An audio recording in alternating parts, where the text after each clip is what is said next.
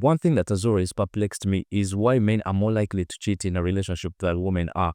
And that's arguable, of course, but you and I know that in a relationship between a man and a woman, the man is more likely to cheat. And why is this? Is it because it's the inherent nature of men, or are men just inherently polygamous? And I have two interesting theories in mind. One being hypogamy. So what hypogamy essentially means is the tendency of women to date upwards in socioeconomic status and competence.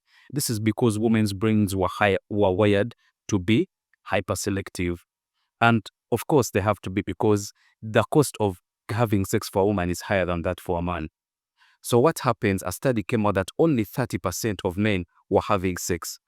This leaves that 70% of the other men sexless. So now the 30% of the men essentially, those are the competent men, and these are the men women are looking for.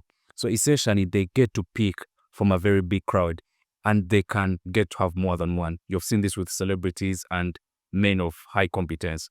The other theory I have is the Coolage Effect. So essentially, the Coolage Effect was extracted from President Calvin Coolidge. So President Calvin Coolidge and Miss Coolidge visited a chicken farm and were being shown around by the chicken owner. And then the chicken owner was pointing to one of the roosters that's the best performing in the farm and told President Coolidge and Miss Coolidge that this specific rooster copulates 300 times a day.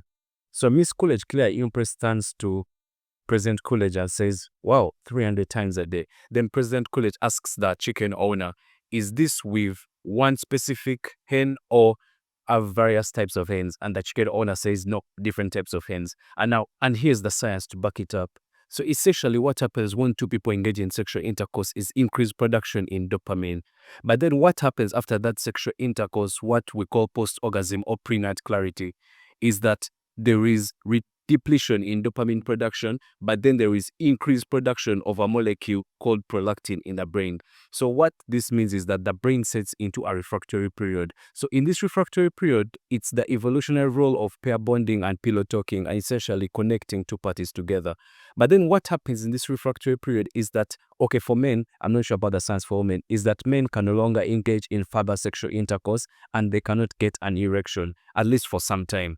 But then what happened is when these men were introduced to a new sexual partner, that time substantially went down of them getting an erection.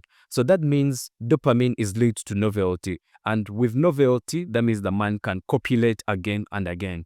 So with those two theories is why I think it's easier for men to cheat.